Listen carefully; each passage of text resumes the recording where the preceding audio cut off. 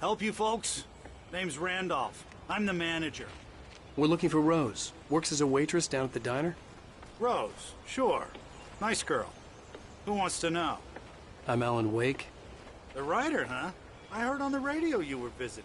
Well, I'll show you her trip. As a writer, when I'm working on a story, I do like a bit of a guiding structure for it.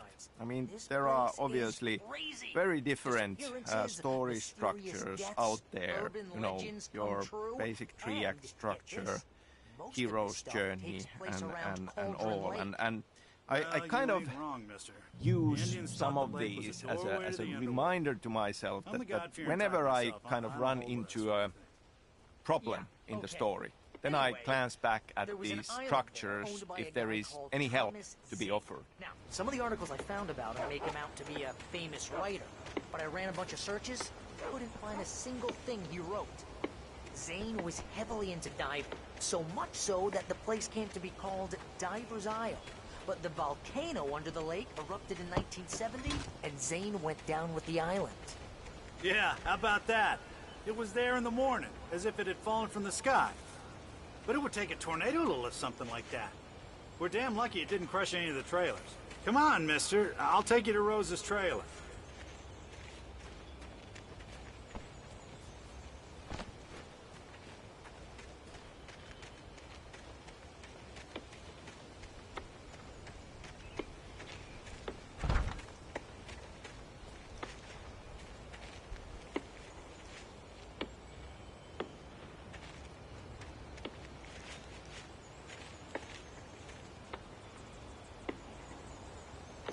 Gets better. A local girl, Barbara Jagger, drowned in Cauldron Lake just a week earlier. They were lovers. Sure, Jagger's a local spook store. The Scratching Hag. Comes for you in the dark. Childish stuff like that. Anyway, Al, I'm just getting to the best part. All of the articles about this stuff were written by Cynthia Weaver. I asked around, and she's that crazy bag lady you met. What, the lamp lady? She can be a little loopy, but she's not homeless or anything. Yeah, anyway, she knew both Jagger and Zane before they both died, and she had some kind of a breakdown.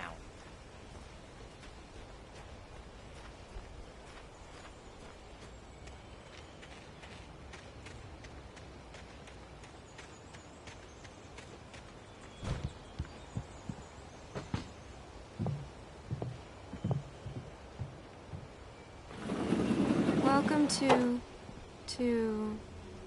Oh dear, Mr. Wake. I'm so glad you're here. Rose, you have my manuscript? Oh. Oh yes. Yes. Please, come in. Hey, this is really good. Rose. Yes. My manuscript. I really need it. I understand. I know what you need. A muse to inspire you. Oh, for Barry. She doesn't have anything. Yeah, hey, Al? Al, what's... Oh... Barry! What? What?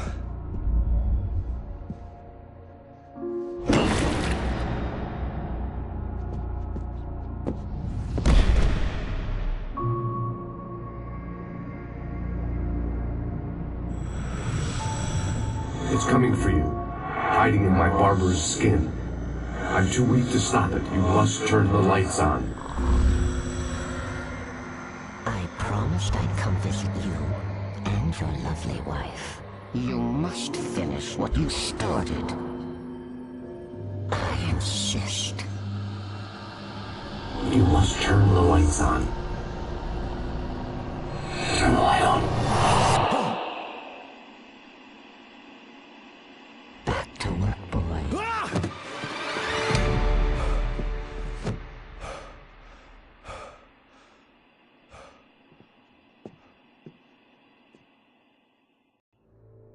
I felt nauseous, hungover. Only anger kept me going.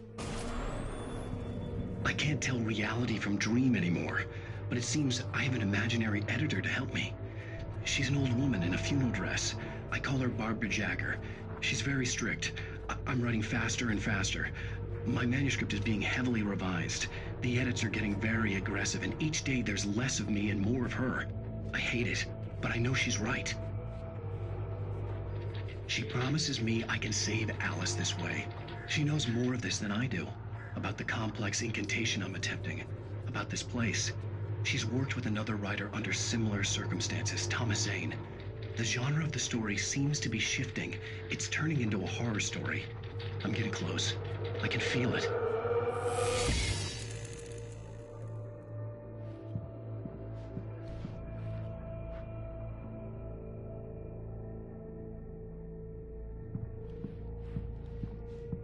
Rose took a day from me. I had less than 12 hours left to meet the kidnapper. All I could do was get Barry into the car, work something out once I got on the road. Welcome to the Oh Dear Diner. What can I get you today? Coffee? I couldn't work up much hate for Rose. Something had used her to get to me and left its mark. First refill is free. My gun and flashlight were gone. So still talking about the structure for the story. There was no time to waste. For Alan Wake, more than anything, like as this guiding structure, I had 5 stages of grief in my mind. And that comes to the idea of this being a psychological thriller. And a lot of this is about how our hero, Alan Wake, sees the situation. I mean, we have these crazy supernatural things starting to happen. And so we start from denial, and he can't really accept it. And then we go through these steps of anger and bargaining and ultimately accepting and embracing this madness. And because it's psychological, we have this open question: is this supernatural, and is he going mad and embracing the madness? Mr. Randolph liked Rose. That little smile she had. How she was still sweet when life had tried so hard to make her bitter. It wasn't any of his business what she did in her trailer. But those strangers, the writer and his smart-ass sidekick, looked like trouble. And they'd been in there for hours, way past her normal bedtime. He reached for the phone and called the sheriff's station.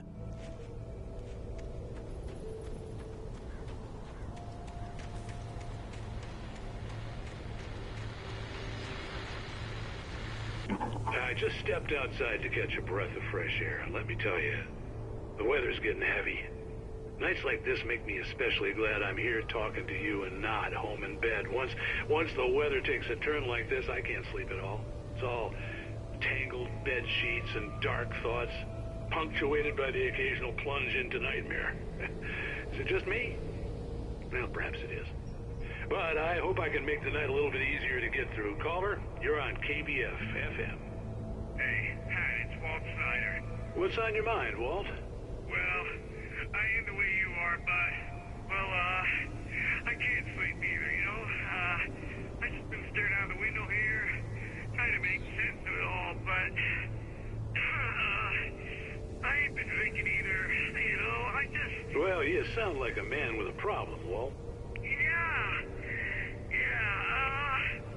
I had a, argument with Danny. You know Danny, and, then I got in trouble with the law, you know, and, I'm just, well... I heard something like that, Walt.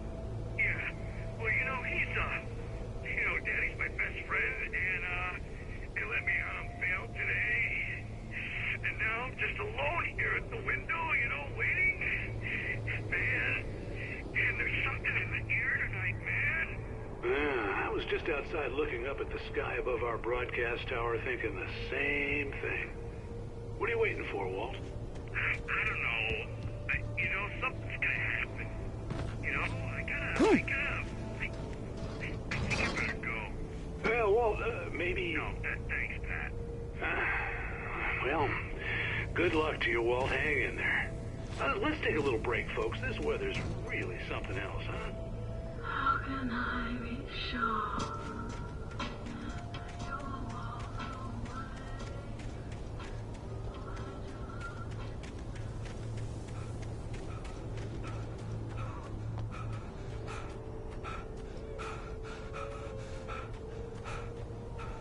you're gonna get it now. God knows what you've done to that poor girl. This is Agent Nightingale, FBI! Get him up, Hemingway! You're under arrest! You move a muscle, I'll unload right in your goddamn face! Stay right where you are, Triple A!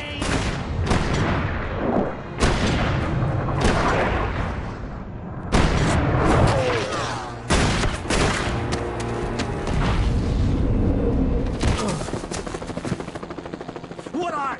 I'm standing right here, you goddamn maniac!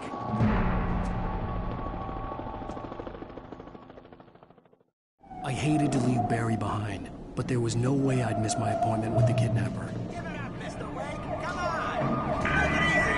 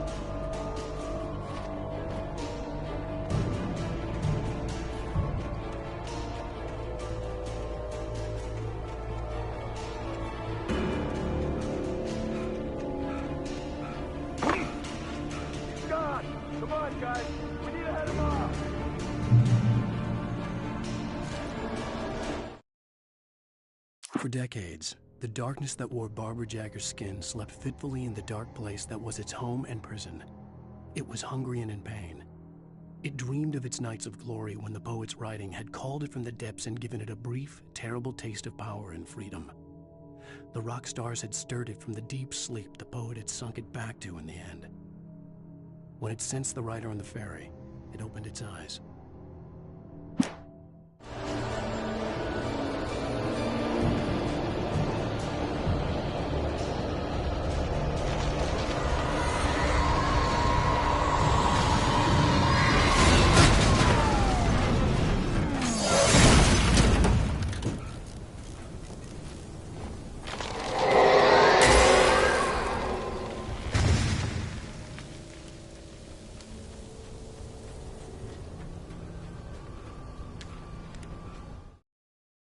Rose didn't know how the strange old lady got in her trailer, and she looked wrong somehow. The woman showed her teeth in an approximation of a smile and traced a finger down Rose's cheek. "Pretty girl," she said. Rose felt as if she was falling asleep, but her knees didn't buckle. The crone spoke in a whisper, her words ice cold and dark in Rose's ear.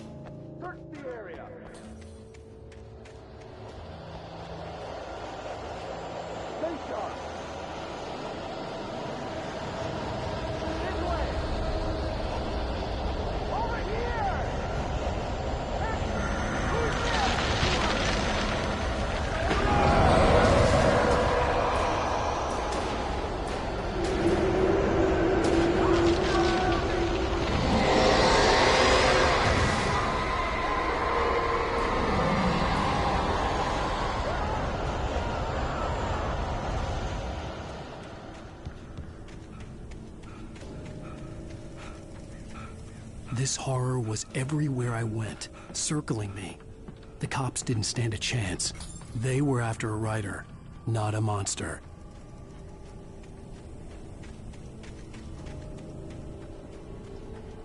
Sheriff Breaker, this is Agent Nightingale. I've lost contact with most of the men you assigned to me. It's Wake's doing.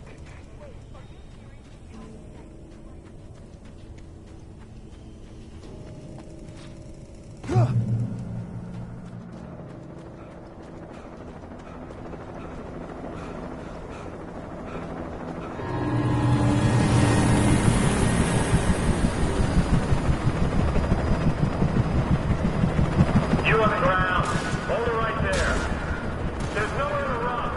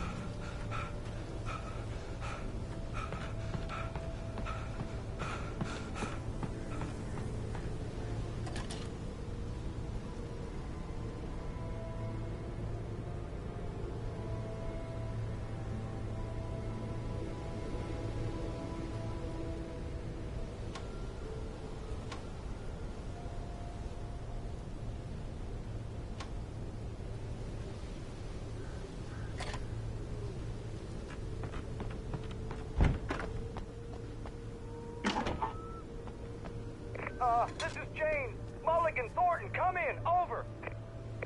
Thornton here. James, we got both Wheeler and Rose in custody. They didn't put up a fight or anything. Why, they were... Hey, what you... Come on. Sit down and give me that. James, Mulligan here. Over.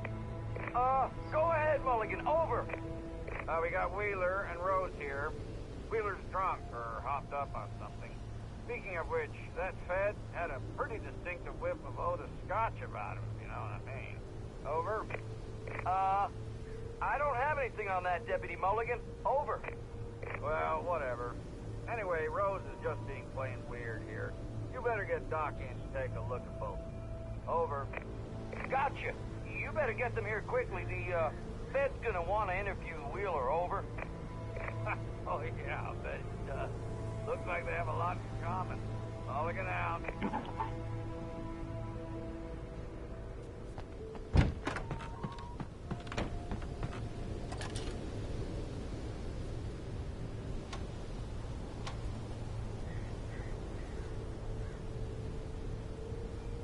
I could see the lights of the radio station in the distance.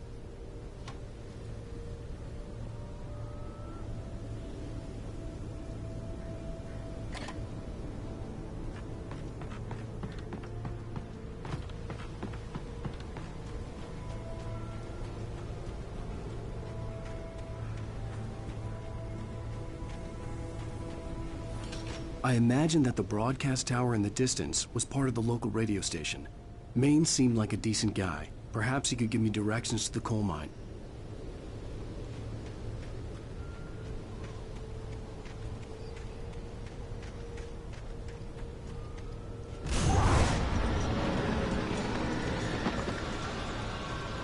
Unnatural shadows clung to the gate. The darkness that was after me was trying to stop me. I wouldn't get through without a light.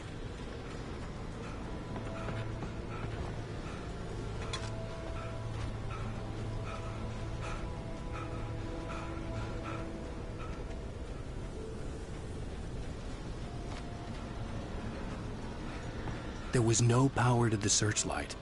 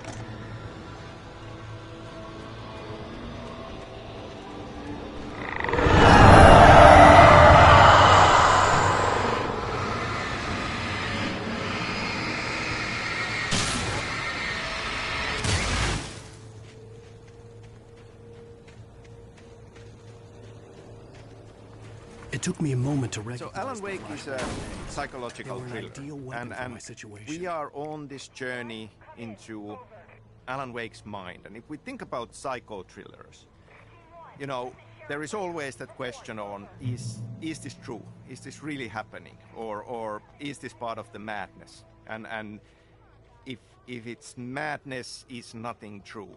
But obviously we are on this journey together with Wake. He becomes to believe it. And so must we, because otherwise the things that we are fighting for are not the same.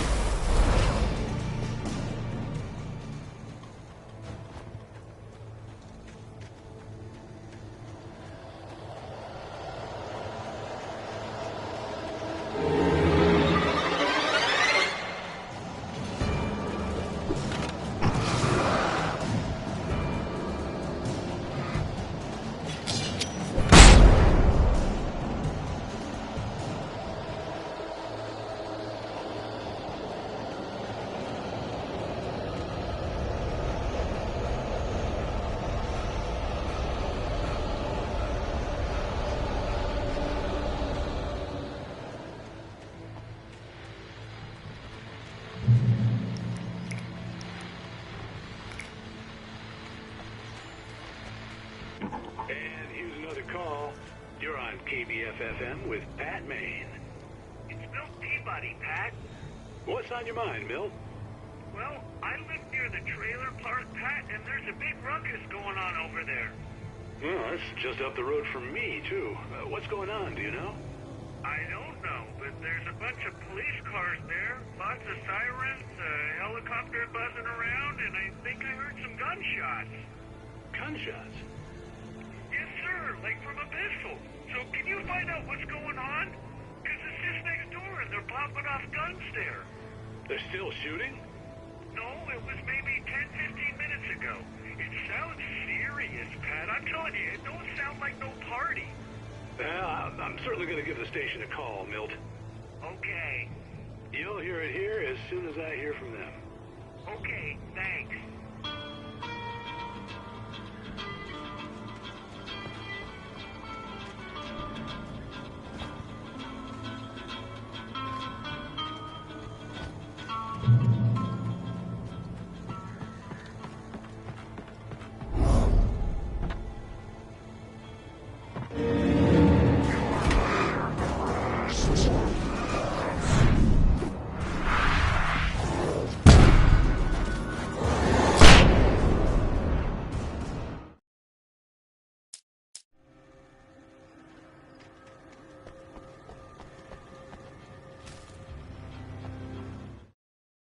Touched by the dark presence, Rose was lost in a dreamland where everything was drawn in black and gray crayons. The old lady had promised her that all her wishes would come true. She would be Alan Wake's muse. She was smiling so hard it hurt her face. She crushed a bottle full of sleeping pills into the coffee. Deep down inside, she was screaming in terror.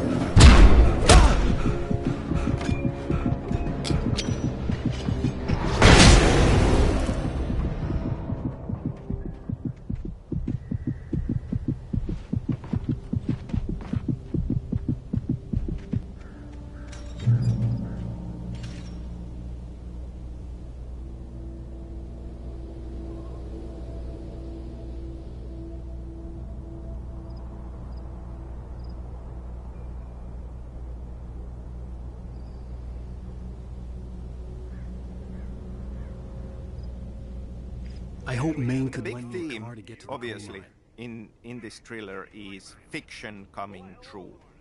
And a lot of effort from our part writing this was to think about what does that mean and what are the limits. Obviously, if we would have given Alan Wake godlike powers to just change reality on a whim, there would not have been much stakes in this.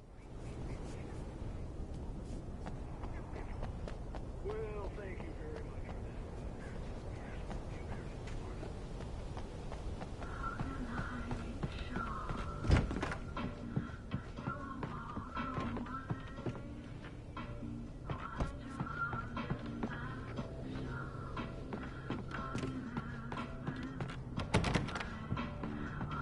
Oh, here's a little surprise.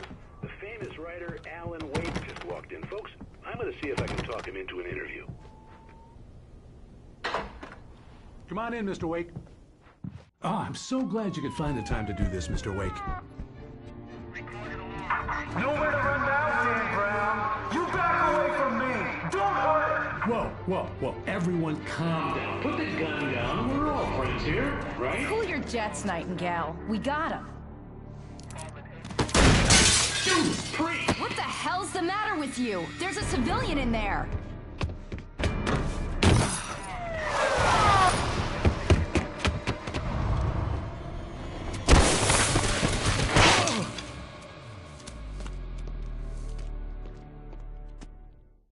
I'll get you yet, even if it kills me. You hear me? You hear me? So changing reality with I had his fallen writing off so many cliffs, it was ridiculous. has to be a struggle. That's what you get for naming a book The Sudden Stop. It's hard It was probably for good him. I hadn't had the chance to As tell Maine where I was writing going. a good I story had to lose the cops is and hard find my own way to for the us. So there is this metaphor going on in this. And essentially what he can do is he can take existing elements and nudge them and tweak them. And in a similar way, I feel that story needs to feel true for it to be a good story.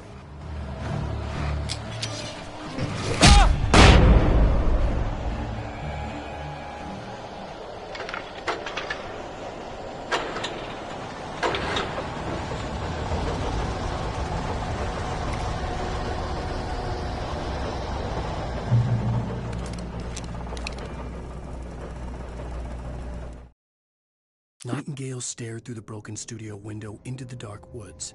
He turned around, started to walk out, but Maine grabbed his arm. "Young man, you almost shot me. You don't shoot off rounds at people like that. What's the matter with you?" Nightingale shook his arm free, marched out. His cheeks burned with rage and humiliation.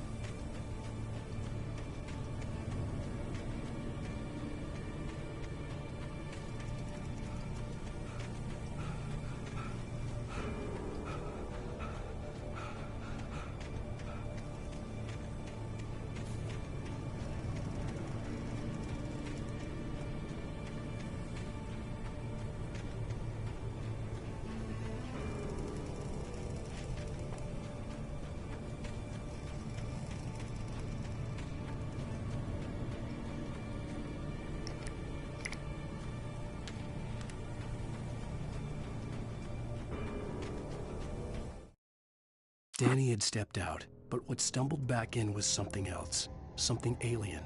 A monster. Walter tried to kill it, first with his fists, then a chair. It wouldn't die. Instead, it kept coming, unaffected by the beating it had taken. After Walter managed to kick it down the cellar stairs, fear took over. He ran, got behind the wheel, gunned the engine. The booze wouldn't make him forget, but he knew he had to try.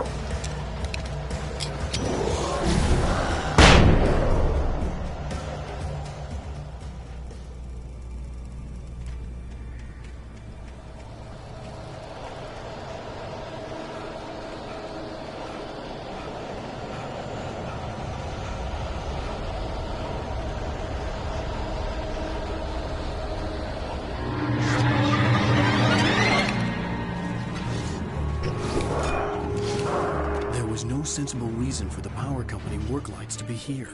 It was almost as if they'd been left for someone like me to use.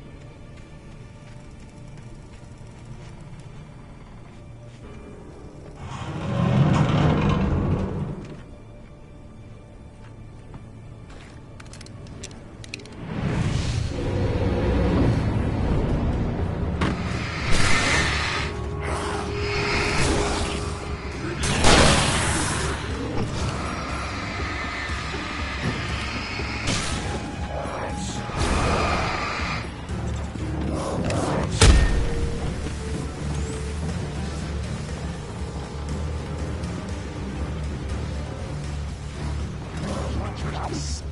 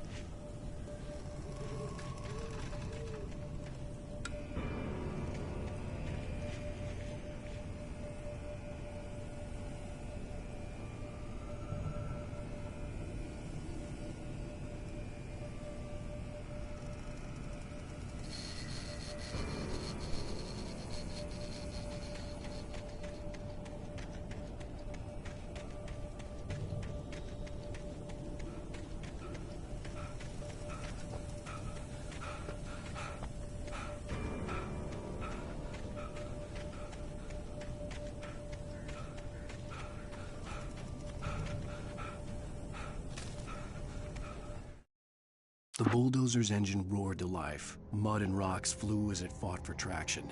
It crashed through the concrete wall and landed heavily in the yard.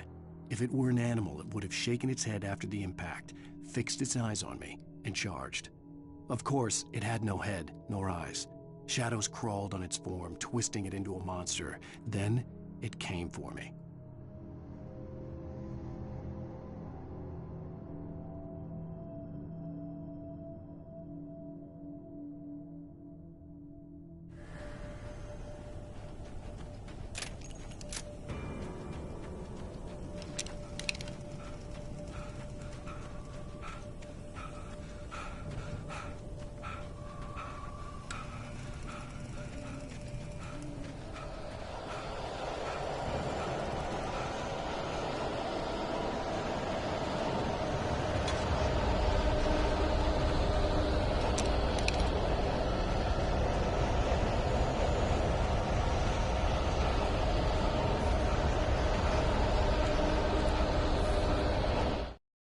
Sarah trusted her gut, and her gut said Agent Nightingale was an asshole. He felt wrong, and it wasn't just the smell of stale booze. It was in the way he flashed his badge, pulled rank, the look in his eyes when he wanted answers. Where was Alan Wake? What was this about an accident? Where was his wife? And most importantly, why did she let Wake go? He wouldn't answer her questions. Federal business was all he'd say.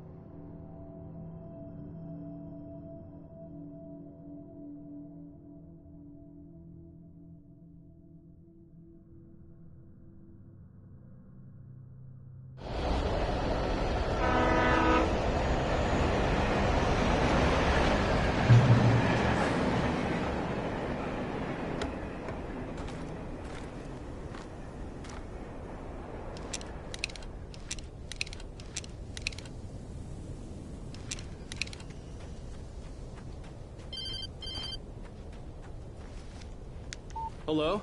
The most stubborn man I've ever met. Alice? Alice? Alan. I'm so afraid.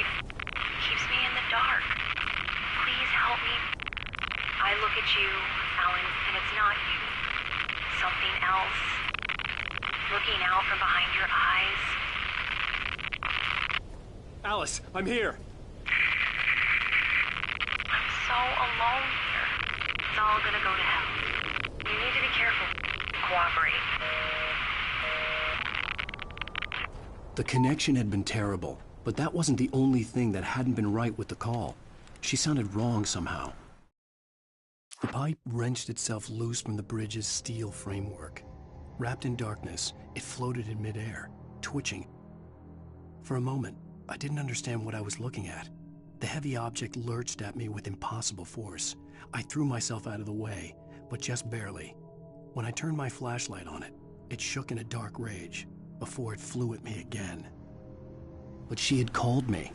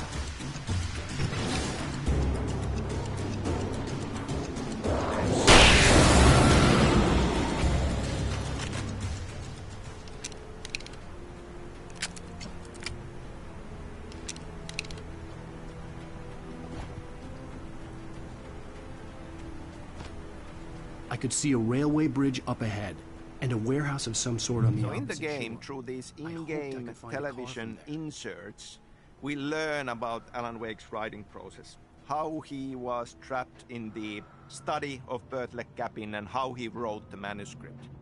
And we learn that he becomes aware of the Dark Presence's plan and how he starts to hide in keys for his success into the story.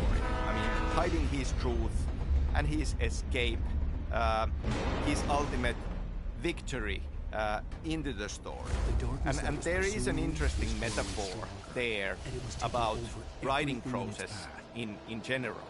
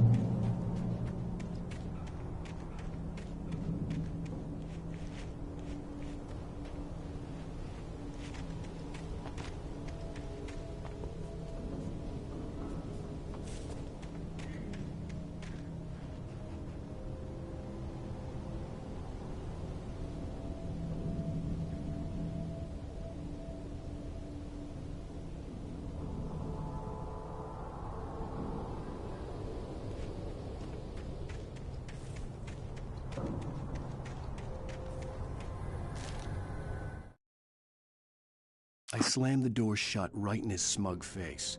He pleaded for me to open the door, true to form, the asshole actually thought I would obey.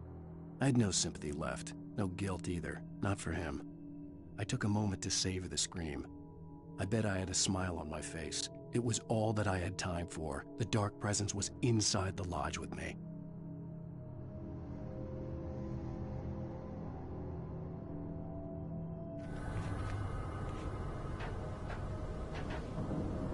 As a teenager, just starting to get interested in writing, Stephen King had been a source of inspiration to me.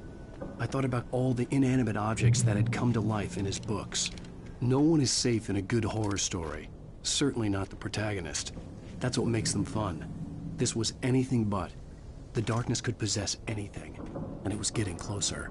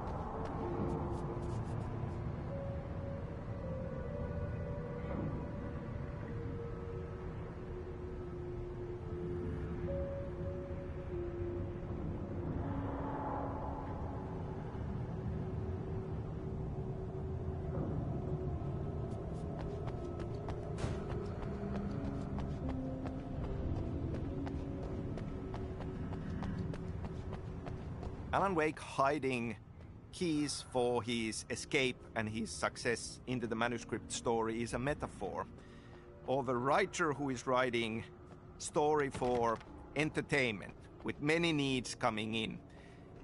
We are hiding art into our stories, and this is kind of a nugget of wisdom from my drama teacher.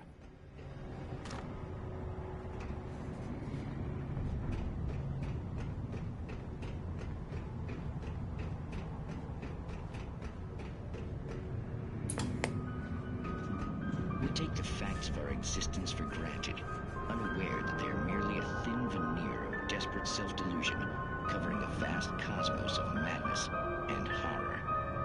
All too often, the stars are right. In Night Springs. Tonight's episode, a family occasion. Journalist Alvin Derleth's trip to study the local customs of an insular community in Night Springs has been less than successful. Until tonight. Well, I'm glad you changed your minds about this. Ancient customs, local mythology. My editor loves this kind of stuff. Well, Mr. Derleth, we don't want to feel like we're on exhibition. But you have demonstrated the seriousness of your intent. Oh, I am serious. Really, just do your thing. I'll stay out of your way and observe. Actually, I thought you could assist us. I'm afraid we are a man short. It would provide you with an intimate perspective. Could I really? Of course, Mr. Derleth. Well, I guess that's the least What would I have to do? Oh, here. Let me show you with a kiss.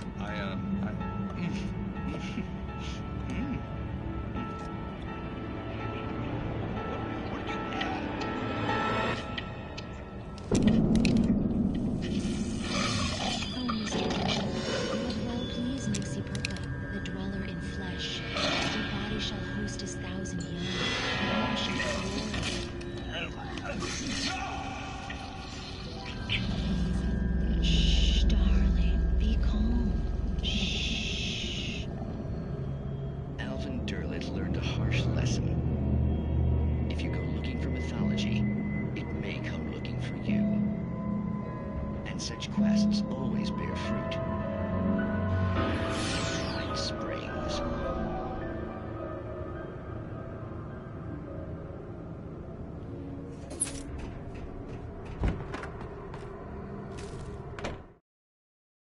The darkness surged towards me, sucking everything loose from the ground into its depths, tugging at my clothes. I saw the flare the kidnapper had dropped and threw myself towards it just as I felt my feet leave the ground. The darkness embraced me with the force of a tornado. Somehow I managed to light the flare. The darkness roared and cast me away. I fell toward the dark waters of the lake far.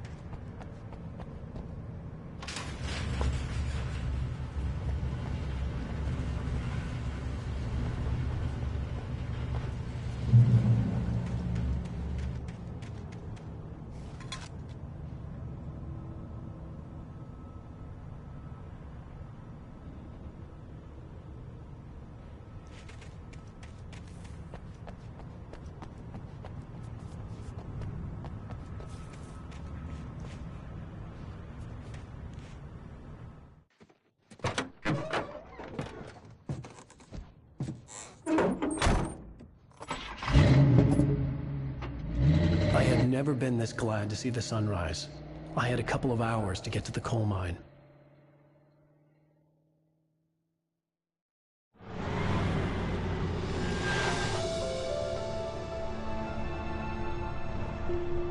The coal mine wasn't far now.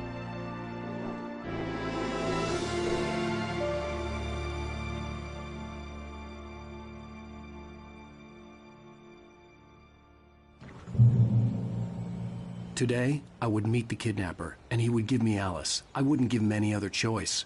A drowning man will clutch at a straw.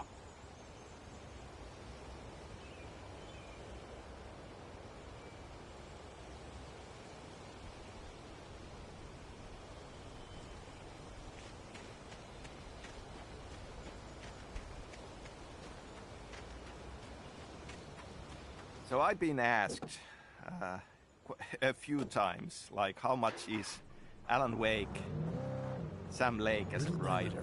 Without realizing it, I'd come to believe that my answer is was coming true. Not really at all. Of its narrative had but there is a certain kind of a truth to the idea that there are, of course, we always draw from our own experience. And I think that, surprisingly, a few of the Remedy games in some way are metaphors and commentaries on video game development.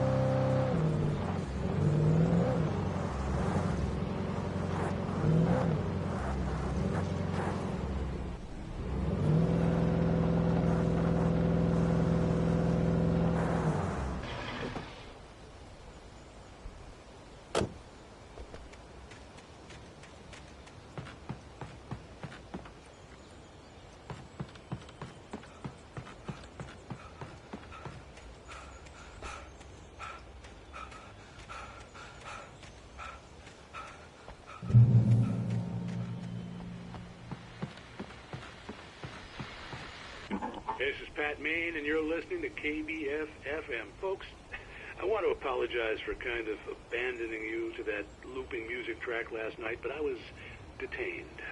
You see, I encountered a big-shot G-man with an itchy trigger finger who could use a lesson in manners and a boot in the ass, not necessarily in that order either. Now, folks, I know I'm not being very informative here, and I apologize for that. I really should just keep quiet, but I'm just so peeved right now, because some people just shouldn't be carrying badges. I'm just glad that our Sheriff Breaker was there to straighten things out. And if someone I met last night is listening, let me just say, I'm sorry if my mouth got you in trouble. I'm pretty sure you're not the bad guy here. Godspeed, son. I hope you know what you're doing. Now, on a lighter note, I'll be talking to Dr. Nelson all morning. But first, a little music.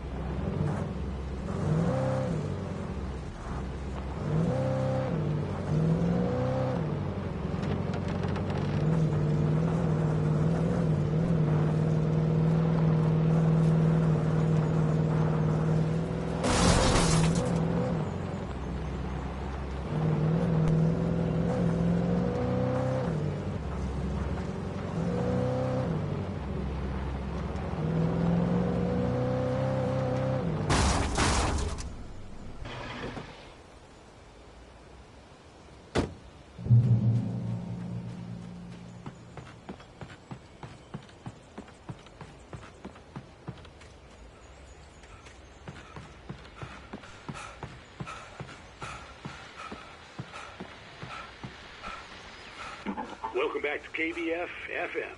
Hope you enjoyed that tune. Now, Doc, you were talking about life and finding that special someone, that soulmate. Well, you were talking about that. I was saying I don't buy it. Well, see, to me, that's strange, because I always pegged you as a hopeless romantic. You got me there, Pat. But I think love's where you look for it. And you need to do a lot of looking, sure. But the idea that there's that one special person out there for you, and if you miss that chance, it's gone forever, and you're forever incomplete. I mean, isn't that depressing? Or, heck, childish even? Hey, there's plenty of fish in the sea. And apparently a fisherman has a fishing analogy for everything, but what you're saying, isn't that a little harsh? Well, no. What I am saying is that your potential for finding that connection isn't limited to what's essentially a chance encounter. How is that harsh? Yeah, well, I guess that's a nice thought, but let me say something personal here. Okay. Now, well, I don't disagree with you exactly, but I can't really fit that together with what I feel, what I felt for someone, because she was the one. She was. And I let her drift away from me. Maybe I didn't put in the work, I don't know, but, well, since then, and it was a long time ago, but since then, there hasn't been anyone, not like her. And I'm not saying I dwell on her or haven't moved on. I like my life. I'm not living in the past, but I do miss the way she completed me. You can't argue with the heart, Pat. I'm sorry, folks. I had kind of a scary experience last night, and let's just say it's shaken a few things loose.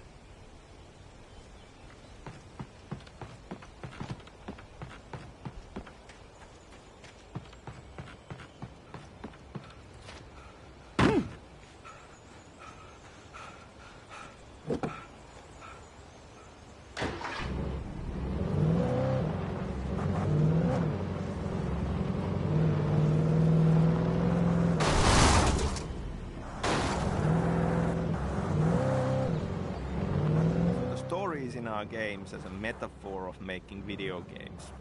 I mean, obviously, in these past 25 years, a considerable amount of my life has gone into making video games and thinking about video games and struggling with the process of making video games. So it's not a surprise that these elements sneak in.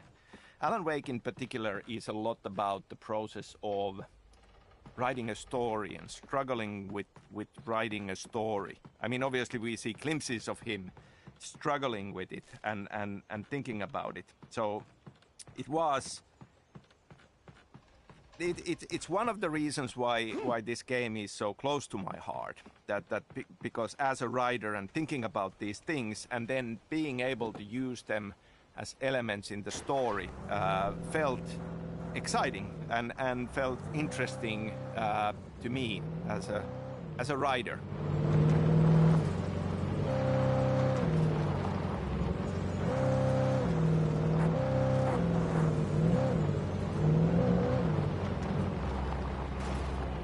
I was early. For Mott, spying on the writer on the ferry had been a disappointment. His boss had made Wake out to be something special, but Mott hadn't been impressed. He'd gotten a good long look at the wife, though, and he liked what he saw. Mott had fantasized about goading Wake into a fight, but it hadn't happened. Still, he'd get his chance to see if the writer had anything in him. He'd been promised as much.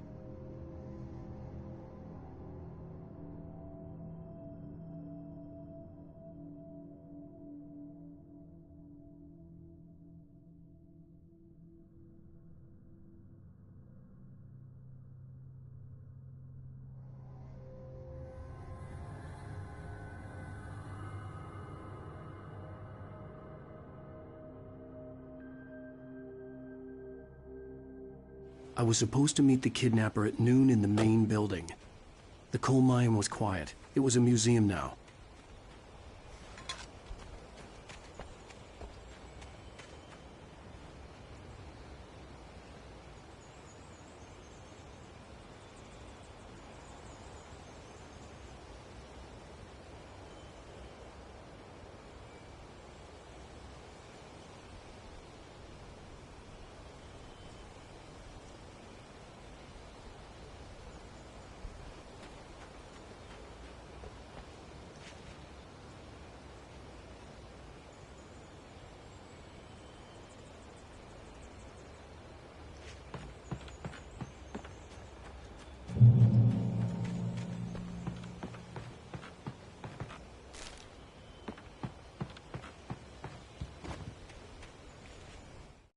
With Nightingale gone and the night wind blowing in through the broken studio window, Maine stared at Sarah. The sheriff looked away. Maine's voice shook with barely controlled anger. That boy's doing more drinking than thinking. I hope you know what you're doing, Sarah. He's got a sickness in his eyes. You take my word for it. He wants Wake for a reason, and it's not for anything good.